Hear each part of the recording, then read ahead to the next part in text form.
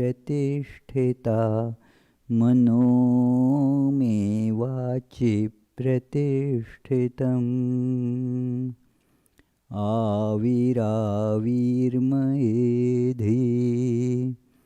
वेदस्य मआणीस्थ श्रुतं मे मा प्रहासीः अनेनाधीतेनाहोरात्रान् सन्दधामि ऋतं वदिष्यामि सत्यं वदिष्यामि तन्मामवतु तद्वक्तारमवतु अवतु माम् अवतु वक्तारमवतु वक्तारम् ॐ शान्ति शान्ति शान्तिः Om. May my speech be firmly established in my mind.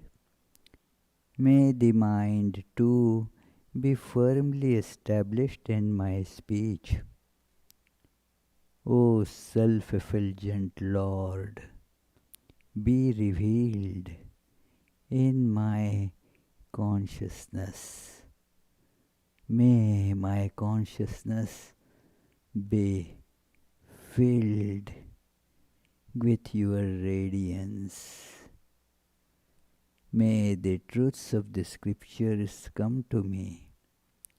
May not what I learn from them ever forsake me. Let me live my life day and night according to their teachings. I shall speak what is appropriate.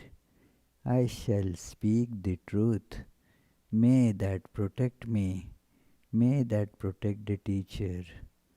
Om, peace, peace, peace.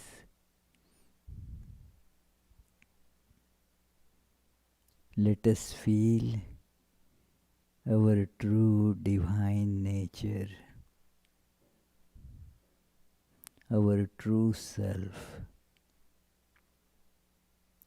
as a spark of light.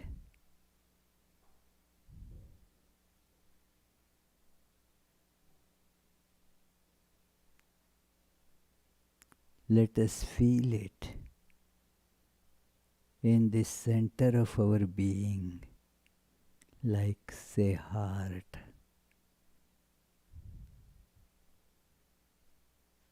And let us feel its radiance spreading all through our personality.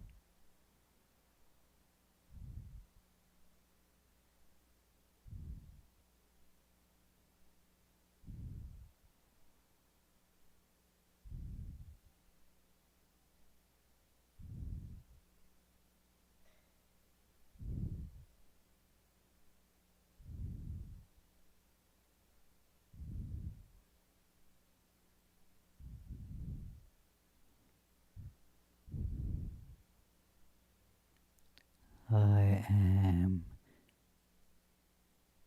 this light.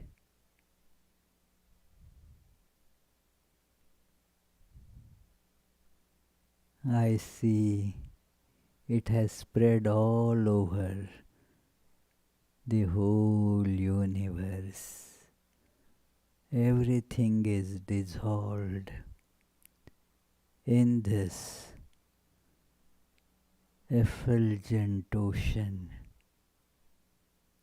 of pure existence, pure bliss.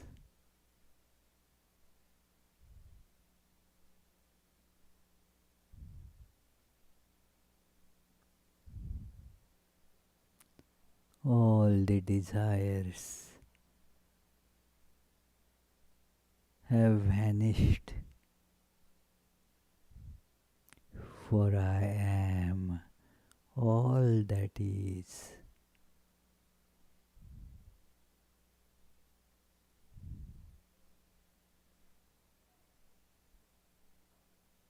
Thus has gone away all the sorrows, all restlessness.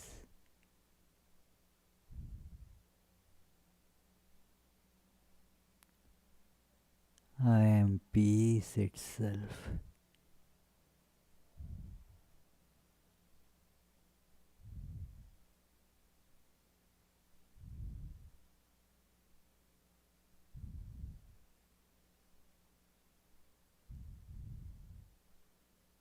Let us feel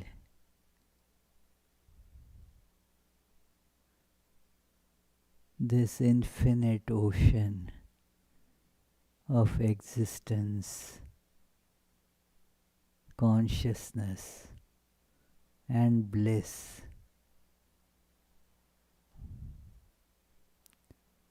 is condensed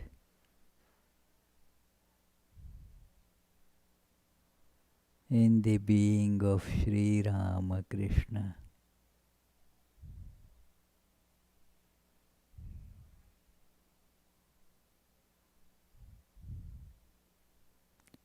Seated in our heart, looking at us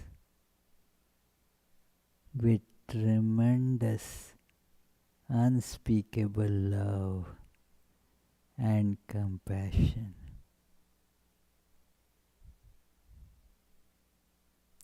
Om. Peace, peace, peace.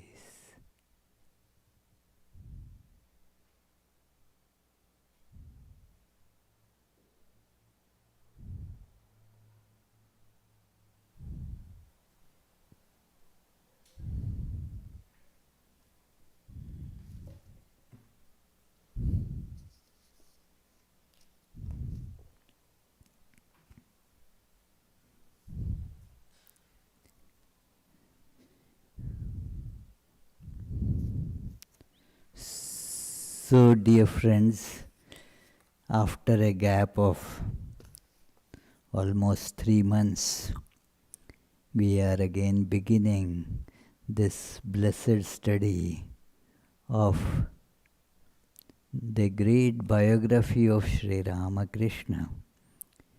Sri Ramakrishna and his divine play. Let us begin with our regular chant.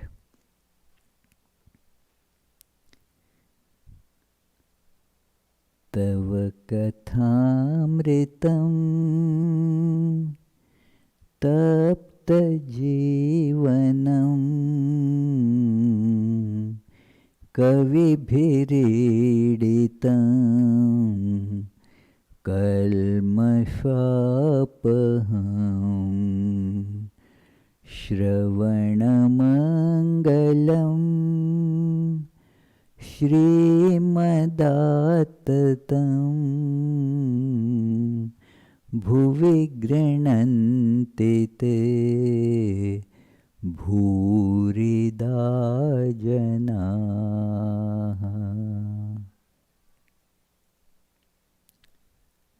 This is a verse, as you must have seen when you were reading the meaning.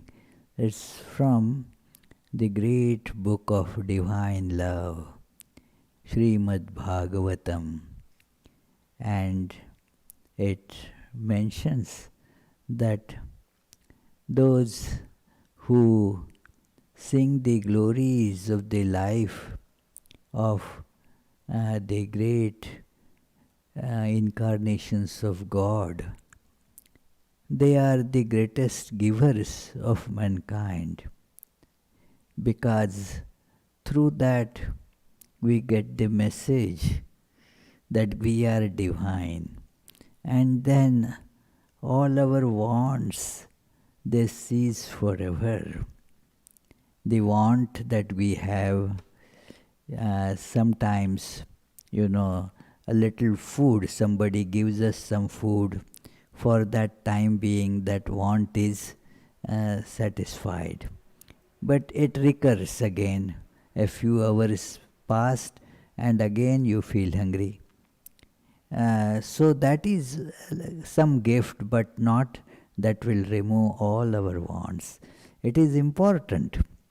In our Sanskrit scriptures it is said, Annadanam Mahadanam. Yes, it certainly is a great gift. The one who is very hungry cannot think of anything else, cannot think of any higher goals or philosophical ideas, wants the food first. No religion can be taught on empty stomach.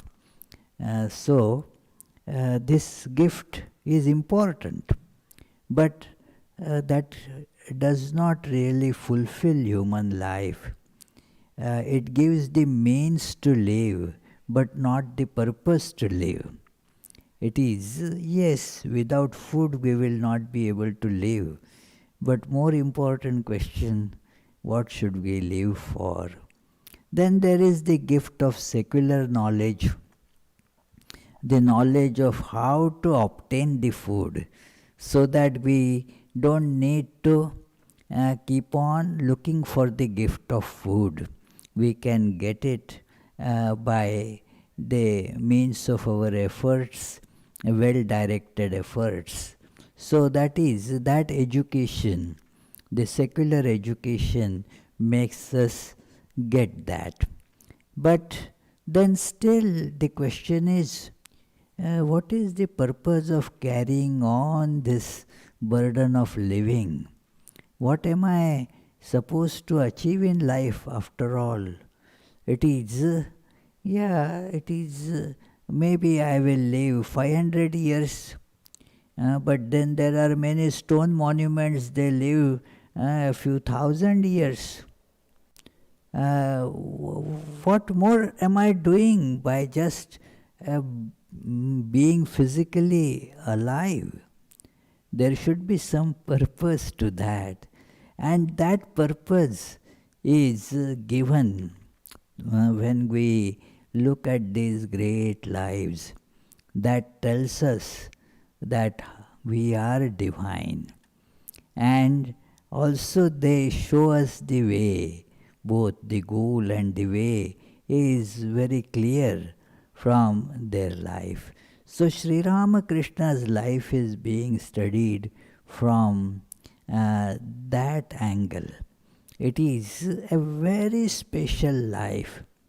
The life of God incarnation is lived for no purpose of their own as such. No selfish purpose is seen in their actions, and yet they live intensely, practicing the disciplines that lead to the ultimate goal. So, by looking at them, we learn. So, this is a very special life. We had seen many times in these classes that how Sri Ramakrishna's life is not at all the life that is led for the just fulfillment of a few desires, nor even a life led for achieving the highest goal of mankind, because that is already achieved. So what is the purpose of that life? To impart that wisdom to others so that they will succeed in achieving this goal and thus get liberated.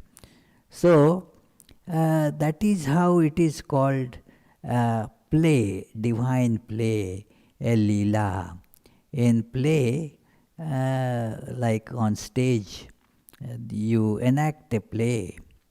Now the actor does not have actually changed the identity, but shows a different identity on this stage, and shows a good actor does it with such intensity that the audience feels that that is that person would perform, say, Rama with such intensity that people would actually feel that here is Rama in flesh and blood and bow down. I used to see that there was a serial, Ramayana, very nicely made, and then while watching it on TV, so many people would bow down to Rama and Sita there. Now those actors, they did not get actually, they knew that they are not Ram or Sita except for this stage show. Otherwise, they have their different identities.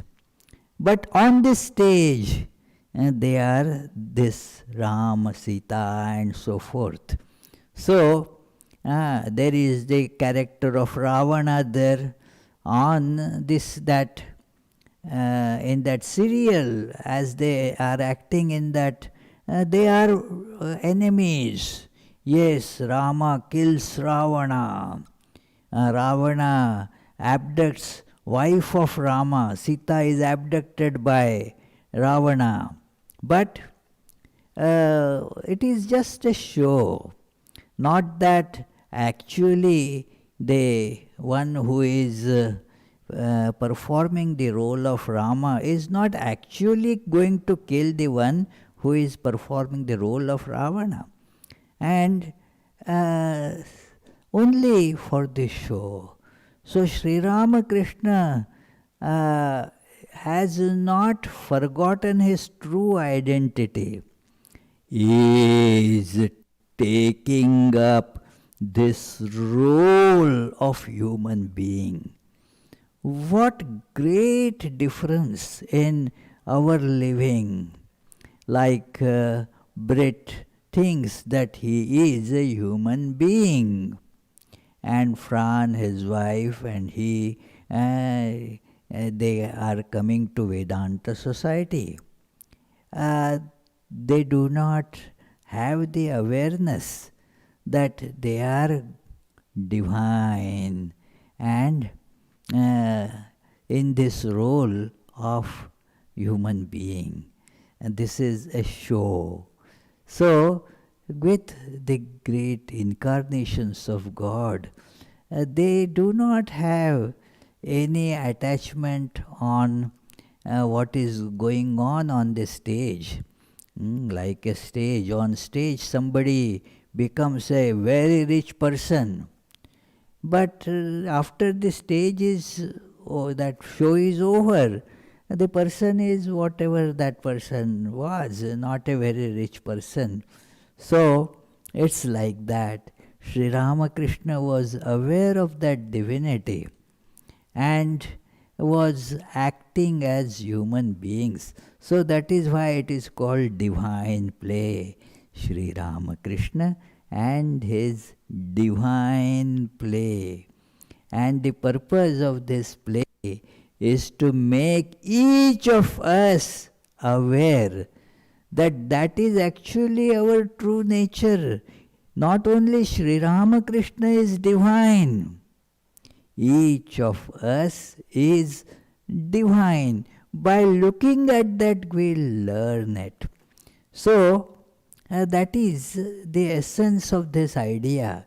And last over a year and a half or so, we had been studying this volume 1 of his teachership, Sri Ramakrishna as a teacher.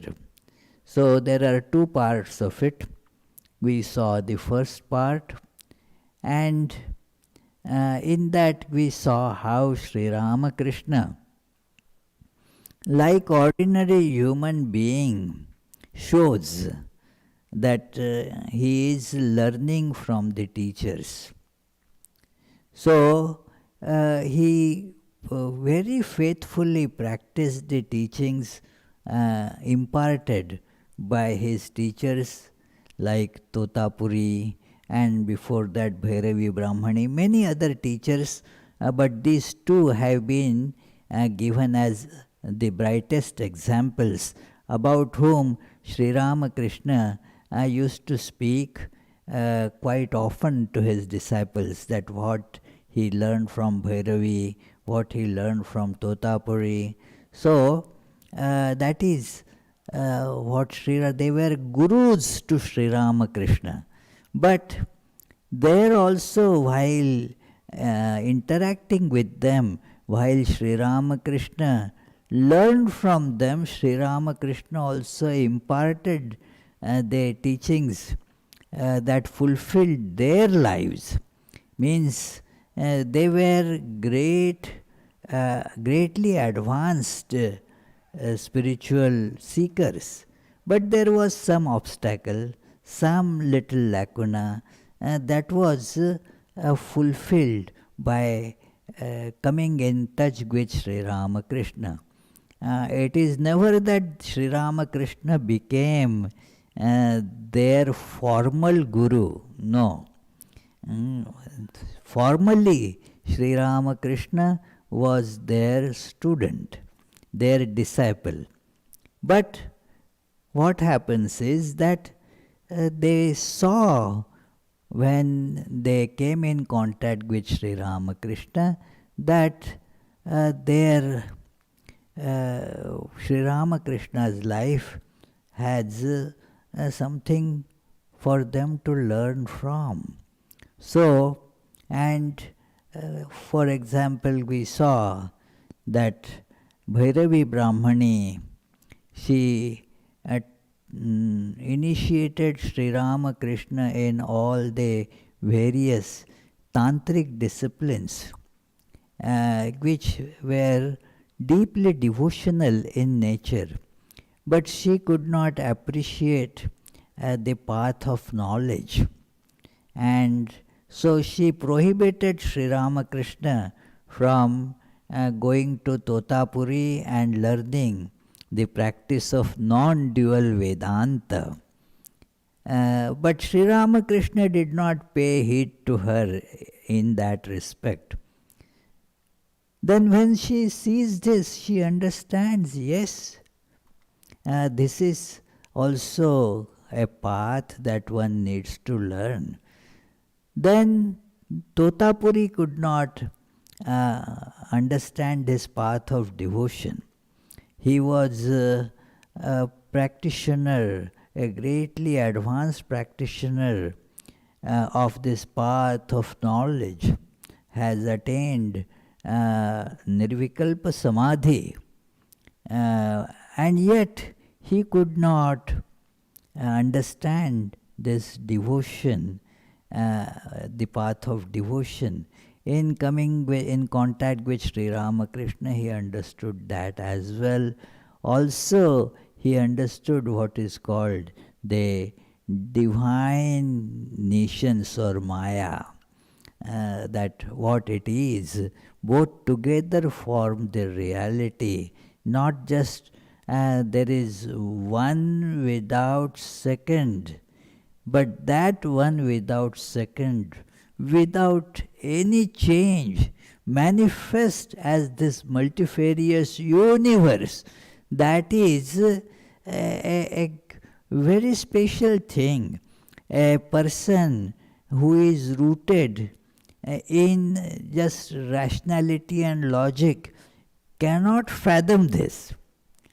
That person would say it is non-dual, but cannot see that very non-dual becoming this multifarious universe. It is its power. It is not something that is externally affecting it. Without any change, it appears like this. So, Totapuri learned this from Sri Ramakrishna. Moreover, we saw in the beginning of this discussion, there were chapters dedicated to a very special term, Bhava Mukha. In the Vedanta, that is, you read in Upanishads or Bhagavad Gita, you don't find this particular term, Bhava Mukha. It is Sri Ramakrishna was told by Divine Mother to remain in Bhava Mukha. Swami Saradananda, the author of this book, has therefore given a lot of importance in understanding this state of Bhava Mukha, because all Sri Ramakrishna's teachership really springs from that springboard, so to say, that becomes the springboard for imparting these teachings. Where from? And that is true, at all teachership. When a teacher teaches in school or college, what the teacher is certainly knows more than the student knows. Otherwise, why he or she will go to teach? But yet, that teacher has to come to the level of the students to lift them to that awareness, to that knowledge. So, this is how the teacher's function is. Teacher knows a lot more, but then comes to the level of the student. If that person who just knows a lot but not able to come to the level of the students, then that person cannot teach. Also, the one who knows nothing more than the students know, then again is not a teacher at all. Sometimes my predecessor, senior Swami, Sarvagatananji, used to tell a funny story, that it is a little child from grade 1 or 2, after the classes would come to home, and the parents would ask, well, what did you teach, what the teachers taught you today? And the little fellow would reply, oh, our teachers don't know anything. They ask us. Now the teacher is asking not to that he or she doesn't know, but wants to get the answer from the student to see whether the student has understood or not. So, like that, the others feel that, well, Sri Ramakrishna is like us. He is so simple. That is how it was mentioned in earlier. We saw it long back, that Sri Ramakrishna just looks as if he has no teachership there. He is like ordinary person, less than that. Cannot speak a few words without stammering. Is considering himself very lowly, has no money, no so-called secular wisdom. So all that, no learning. So everybody would see that, well, he is such a humble person. And that is how he behaved with people when at ordinary plane. There was not the least expression of that egotistic nature there. Very humble, less than anybody.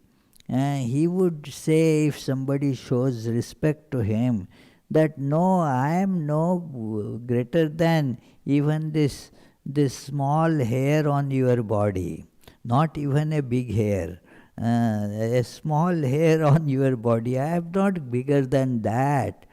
So, but then comes his samadhi, and the spontaneous, intuitive wisdom would shine forth, as it were.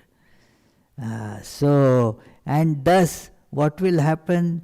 The first thing would connect them to the people, ordinary people. That, well, he is like us. And then, after that connection, is not like us. Will Sri Ramakrishna will carry us to a different level. So this is how his teachership was.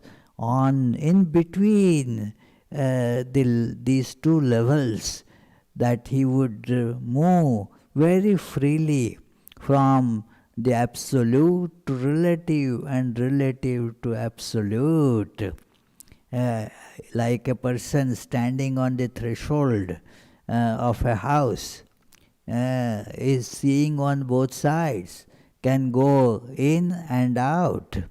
So, like that was Sri Ramakrishna's personality.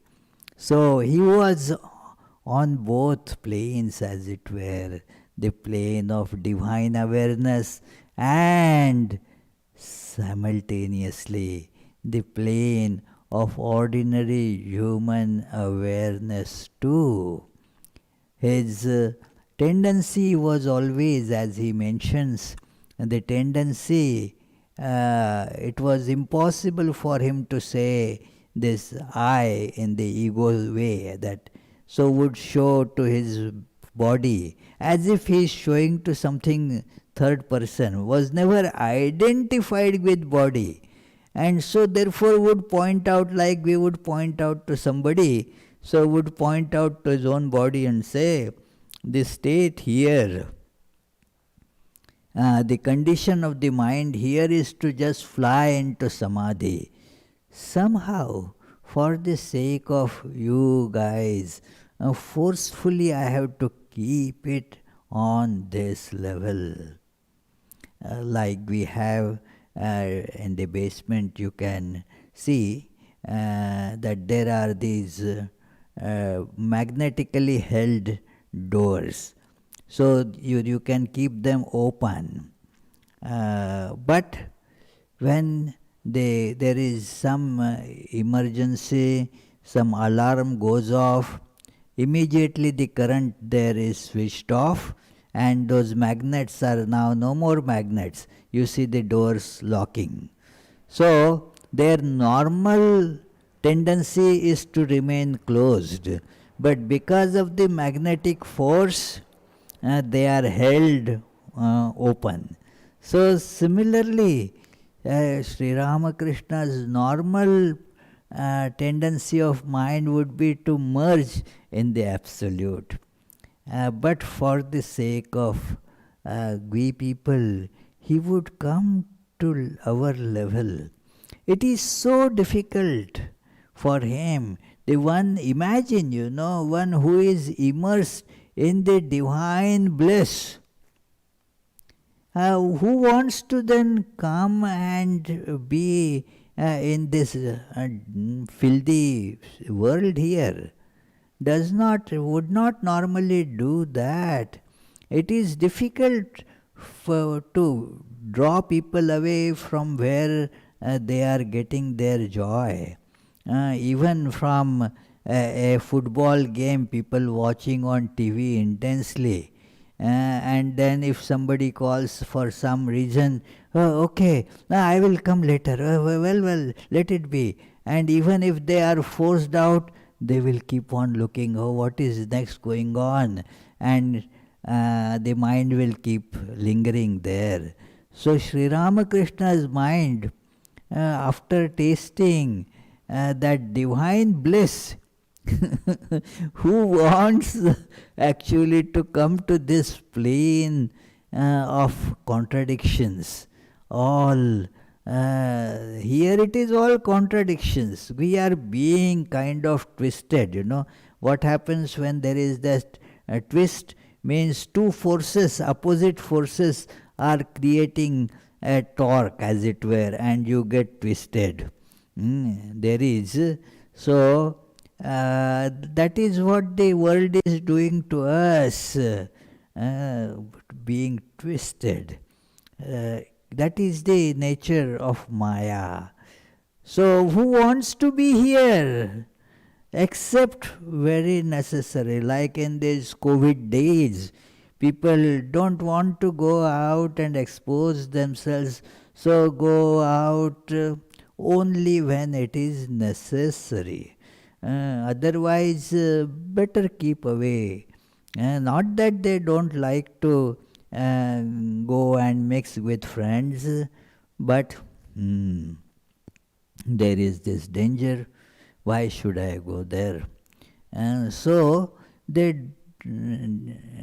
desist from doing that because they don't want to get caught in it. So Sri Ramakrishna is seeing this, that this is the blissful state of non-dual existence. And now, why should I go and mix with this filthy sense pleasures, running after various different things and getting there is a nice word. Sometimes I feel it is so funny, and that is the word that gets used. You get a kick from it, as it were. Why do you take this particular drug or whatever? You get a kick from it. Is it good to get kicks? Just think about it. If somebody gives you a kick on the small of your back, what will you feel? But it is, you go for a kick, as it were. So you go to get kick. This is that world. We feel that it is such a good thing, as it were. So Sri Ramakrishna's awareness is of a completely different level. So we saw that, and now we are beginning the next part, still of the part where he is still being described as a guru. So it's the different people are now coming in contact with him. That how various spiritual aspirants came to Sri Ramakrishna and learned and so forth. So various Sri Ramakrishna's disciples who came actually to learn from Sri Ramakrishna. This second part will be consisting of those who came to Dakshineshwar, to Sri Ramakrishna. They were not Sri Ramakrishna's teachers. They were spiritual aspirants and learned from Sri Ramakrishna. Then there were some who actually came to Sri Ramakrishna with the specific purpose of learning. So all that will be described in this volume. So, but first read the preface of the author. So a very important preface written by the author in the beginning. So you have to put on these lights,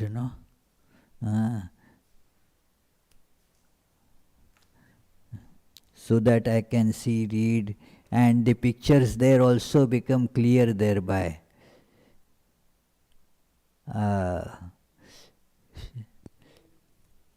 The lights in the middle have to come up, Yeah, anyway. So, let's begin the reading. The fourth volume of Sri Ramakrishna as a Guru, Part 2 of Sri Ramakrishna and his divine play is now published. After reading the middle part of Sri Ramakrishna's life in this volume, the reader may ask, why did you adopt the unchronological method? See the translator's note here. The translator's note in the very beginning of this book. So just keep only the middle on. The others should be.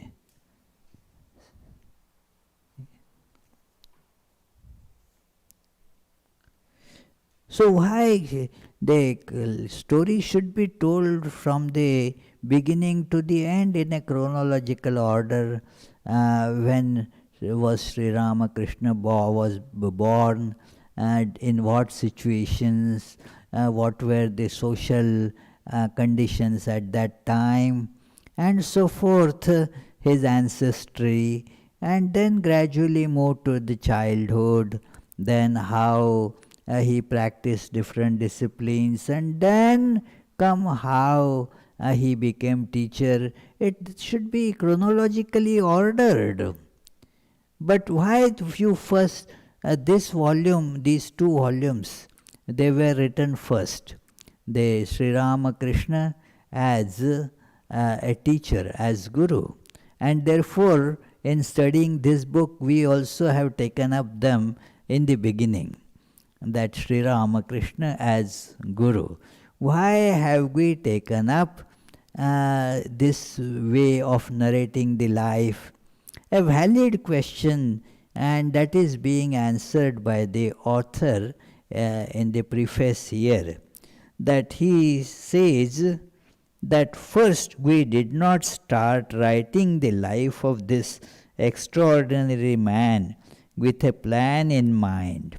We never dared to cherish the ambition that it would ever be possible for insignificant persons such as ourselves to properly write the story of this great life. It so happened that we undertook the project to inform Udbodhan. It was a Bengali magazine, a monthly magazine that is still continuing.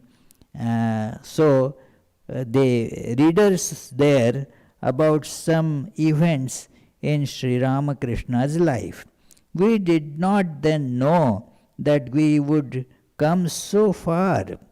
Under such circumstances, it is not surprising that some later events of the Master's life have been described before the earlier ones.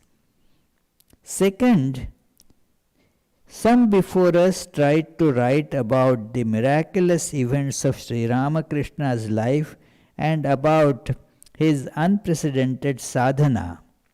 Although there were some errors in those accounts, people did learn about many aspects of the Master's life from them. So instead of wasting our energy by recording the same events over again, we considered it reasonable to properly explain to readers the Master's extraordinary ideas, which no one had done so far. Unless people understand how the Master remained in Bhavamukha and how the mood of a Guru was natural to him, they will not be able to comprehend the Master's wonderful character, unprecedented mental state, and extraordinary activities. That is why we tried to make the reader understand this subject at the outset. Since some may object, but while explaining the Master's unique actions and mental states in various places in this book, you have described them to the reader as you have understood them. A very important point. It is your reading, after all, of what were the intentions of the Master in those actions. And so it is your interpretations that you are giving to the readers. Why so? It would have been just proper to just write the facts and let the readers understand them as they would want. Who are you to interpret the motives, intentions of Sri Ramakrishna through those events? And then the accusation goes further to charge the author that as a result you have made your own intellect and discretion the criterion by which the master's inconceivable character and mental states are to be measured. Moreover, you have claimed indirectly, if not directly, that your intellect and description are capable of comprehending the master. Have you not thus belittled the master? Would it not have been better if you had limited yourself in to accurately recording the facts? That would not belittle the master, and readers would be free to interpret his ideas according to their understanding. The objection has been presented very nicely. When you hear it, you feel, hey, the objection is very correct, a valid objection. It is. So a very clever lawyer first gives what the opponent's side could be, and gives it so forcefully that one may think that, oh, whose lawyer is he? Is he the lawyer for the opposite side? No, but what he presents it completely and then dismantles it point by point. That is the technique that you see adopted by Plato also in his dialogues. You see that he would ask questions as if he is taking a view opposite than opposite compared to what he wants to validate. But then he would dismantle it. The Shankaracharya's that commentaries are of this type. He would mention the objections in such a wonderful way, so forcefully, that we feel, oh, the objection seems to be perfectly valid. In fact, the knowledge of many of the schools which Shankaracharya, philosophical schools, which Shankaracharya dismantles, refutes, his presentation of those views to be refuted is so correct, so comprehensive, that reading Shankaracharya's commentaries gives us a very good idea of what these philosophies are. So, Swami Saradananda has presented this view that, well, after all, the intentions are your imaginations. And telling this, you indirectly has suggested that your intellect is capable of comprehending Sri Ramakrishna. It is so superior to that. So, wouldn't it have been better that you just narrate the facts, let people draw the meaning out of it according to what they feel good, right? Who are you, after all, to thrust your ideas about Sri Ramakrishna on the readers' minds? And now Swami Saradananda replies here, the above statement may seem reasonable, but a little thinking reveals its insustainability.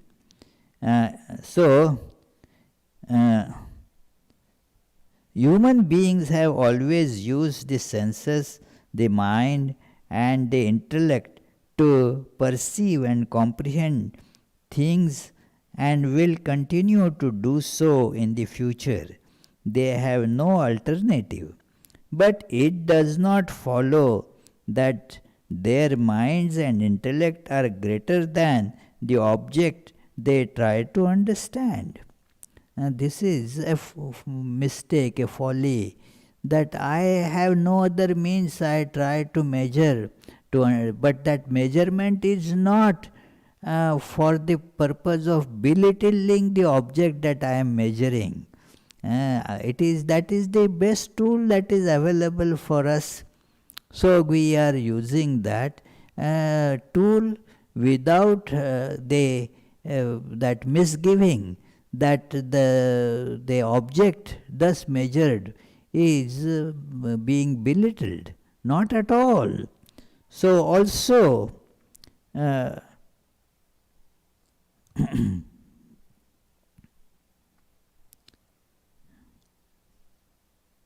people know that space, time, the universe, the self, God, and other infinite beings are beyond the mind and the intellect, yet they still try to perceive and comprehend them through those faculties. We do not say that their efforts to understand those infinite beings limit them, nor do we consider their attempts to be reprehensible. Rather, we think that their efforts will eventually bring them good by expanding their minds and intellect. That is what happens when we try to fathom the infinite dimensions of the divine. We are not going to make it finite, but we get the opportunity to expand how our intellect can think. So this is how we have been using our intellect. Therefore, if we reflect upon the extraordinary lives and actions of great souls, that this benefits us, and our reflections does not limit their infinite nature. People are capable of understanding or helping others to transcend the divine, to understand the divine ideas and actions of great souls to greater or lesser degrees according to the purity and subtlety of their own minds and intellects as formed by their sadhana. A very important statement, friends, that as we progress in our spiritual practice or sadhana, what happens?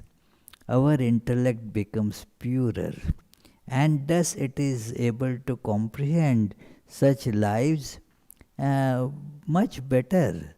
So, it is the purity that makes us see things more clearly.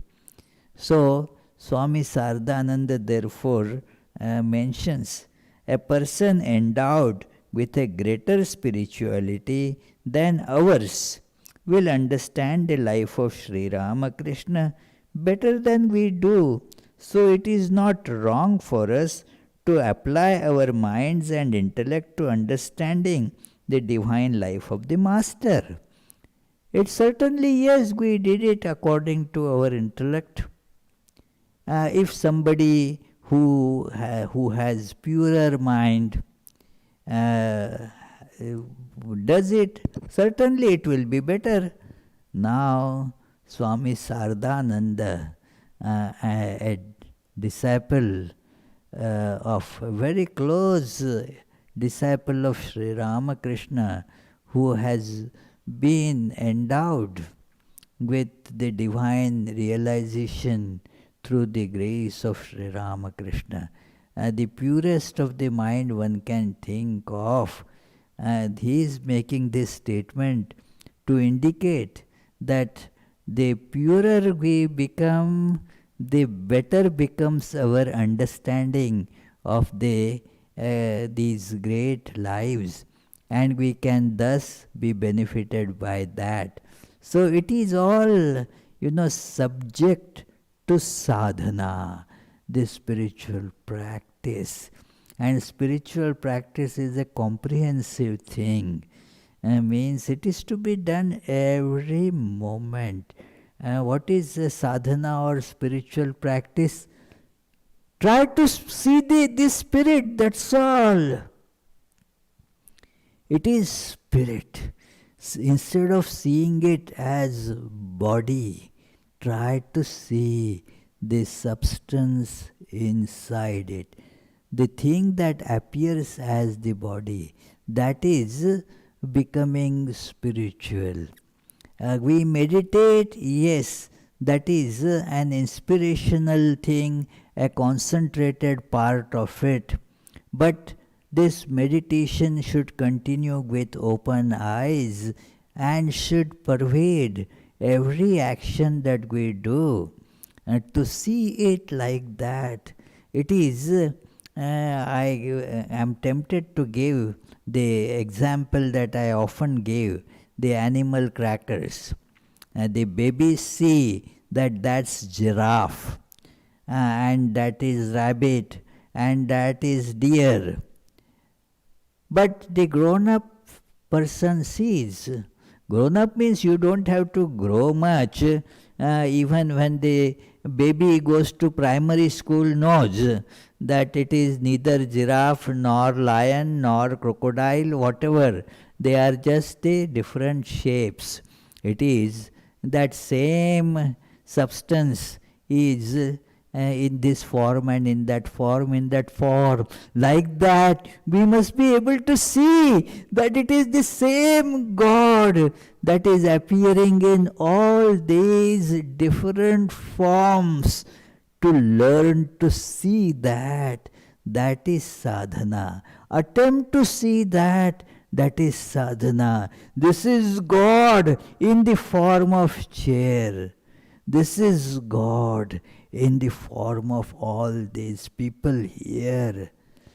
That is the complete truth. And to tune our life to that makes us, very pure.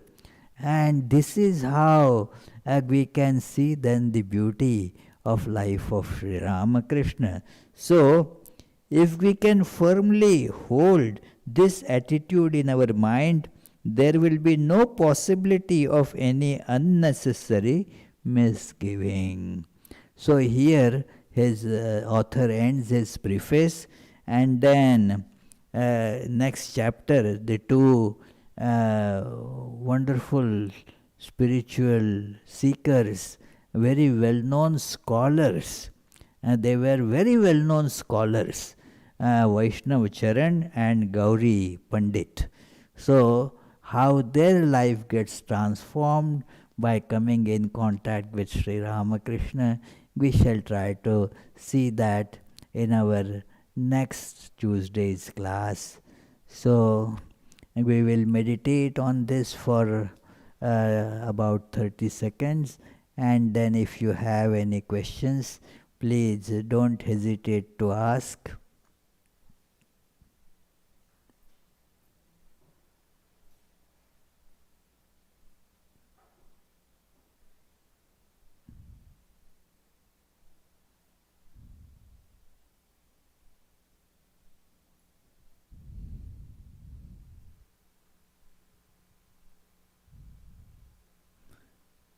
Any question?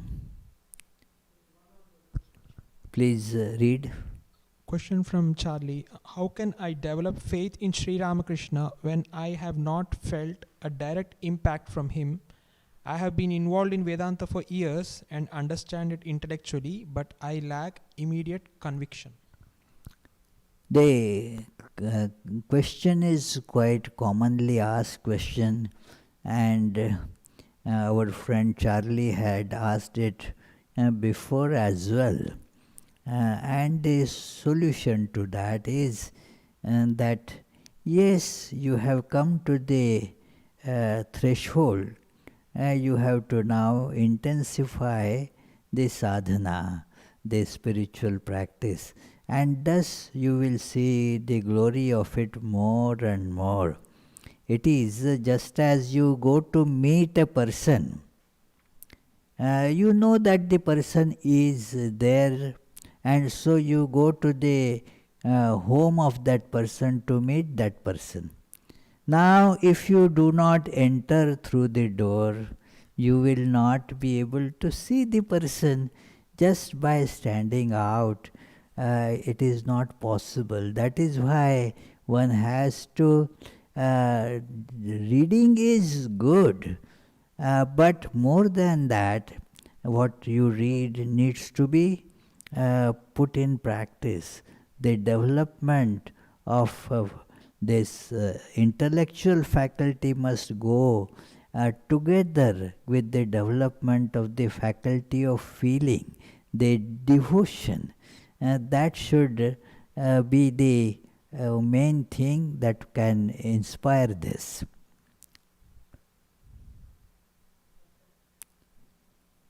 Okay then.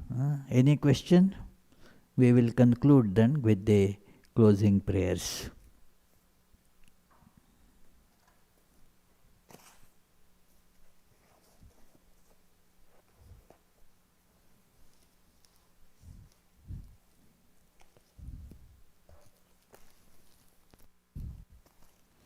May the Divine, who is Father in heaven of the Christians, Holy One of the Jewish faith, Allah of the Muslims, Buddha of the Buddhists, Tao of the Taoists, Great Spirit of the Native Americans, Ahura Mazda of the Zoroastrians and Brahman of the Hindus, lead us from the unreal to the real, from darkness to light, from death to immortality. May the all-loving being manifest himself unto us and grant us abiding understanding and all-consuming divine love.